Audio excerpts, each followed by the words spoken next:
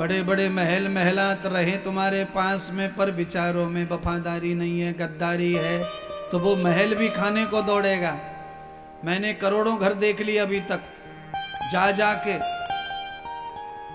बड़े बड़े महल है महाराज, पर उन महलों में सुख नाम की चीज नहीं है महाराज। बहू बोलने को तैयार नहीं है, ससुर जी पी के आकर ऊधम मचाते हैं, सासू मां पड़ी हुई है, घर शीश महल है, आज का नहीं, मैं बहुत पुरानी पुरानी बातें जानता हूं। शीश महल दुर्योधन के पास भी था, मां पट्टी बांध के पड़ी है, पिता अंधा पड़ा है, सारे भाई जुआ खेलते हैं, स्वयं दुर्योधन जुआ खेलता है। ऐसे शीश महल का क्या करेंगे जिसमें आपस में सदाचार नहीं, जहां भजन नहीं, जहां कृष्ण नहीं, वह महल किस काम का है महाराज? है शमशान तुल्यानि गृहाणि तानि। वो महल, वो शीश महल, वो दिल, वो इंसान, वो जगह, वो मोहल्ला सब शमशान है, जहां पर जय जयकार नहीं है, मंत्रों की स्वाहा स्वाहा। जिस घर में स्वाहा की आवाज नहीं आती वो घर नहीं है, शमशान है, नहीं निकलेगा नरक वहां से। तत्सवितुर्वरेण्यम भर्गो देवस्य धीमहि। मंत्रों का गुंजान जिन घरों में नहीं होता है, वहां स्वर्ग नहीं आएगा, सुख नहीं आएगा, शांति नहीं आएगी। इसीलिए मंत्र, स्वाहा, सुधाकार, अतिथि का सम्मान, साधु को भोजन, ये निरंतर अपने घर में होना चाहिए। साधु के झूठे पानी के छींटे घर में लगने चाहिए, साधु के पगले धोकर घर में पानी का कीच होना चाहिए, तो घर स्वर्ग बन जाता है, घर स्वर्ग बन जाता है, नहीं तो शमशानी तुल्यानि।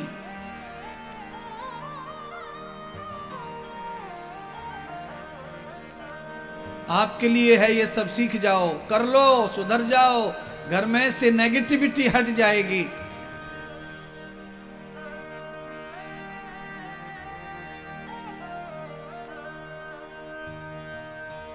एक और बड़ा पहाड़ तोड़ दिया अत्रि मुनि ने। हे देवी, आज मैं पहले दिन तुम्हें लेके आया हूं तुम्हारे मायके से, और आज ही मुझे जाना है साधना के लिए। अरे अत्रि मुनि ऐसा मत करो। पर अत्रि मुनि ने अनुसुईया को कहा, देवी 11 बरस की मेरी तपस्या बाकी रह गई है, तब गृहस्थ शुरू करेंगे, तब तक तुम्हें इस पेड़ के नीचे अकेला निवास करना पड़ेगा। पत्नी ने कहा, स्वामी विवाह के बाद में तो पति पत्नी दोनों ही करते हैं भगवान का पूजा पाठ। तो कहा, देवी ये पूजा पाठ नहीं है, ये साधना ध्यान है। और शास्त्र कहता है कि स्त्री को कभी जंगल में ध्यान के लिए नहीं जाना चाहिए। स्त्री साधु भी बन जाए, स्त्री तपस्वी भी बन जाए, तो भी स्त्री को कुटिया के अंदर ही भजन करना चाहिए। जंगल में भी हो तो पर्ण कुटी में, चाहे झोपड़ी में हो, पर घर के अंदर ही भजन करे। अत्रि मुनि कहते हैं, देवी मेरे साथ में तुम साधना के लिए नहीं जा सकती हो। तो अनुसुईया ने कहा, मैं कैसे रहूं, मायके में जाऊंगी नहीं, अब मैं तो आपकी हो गई। तो स्वामी मुझे कोई मार्ग बता जाइए जिससे मेरे 10 साल 11 साल निकल जाएं, आपकी याद ना आए, मायके की याद ना आए, और मेरा भी कल्याण हो। मैं 11 साल क्या करूंगी दरिद्र बनकर। अत्रि मुनि ने कितनी बढ़िया बात कही है, देवी ये जो पेड़ है इसके बगल से रास्ता जा रहा है, इस रास्ते पर दिन भर साधु सन्यासी नर्मदा की परिक्रमा करते हैं, वो परिक्रमावासी आएंगे, उनके लिए तुम जल पान भोजन कराती रहो, संत साधुओं की सेवा करती रहो, तुम्हारा घर बैठे उद्धार हो जाएगा। कह करके अत्रि मुनि चले गए। अनुसुईया माता नर्मदा के परिक्रमा करने वालों की सेवा करने लग गई। महाराज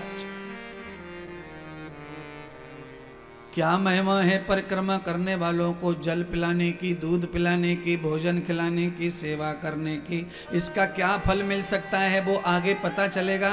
अनुसुईया का महाराज हल्ला हो गया।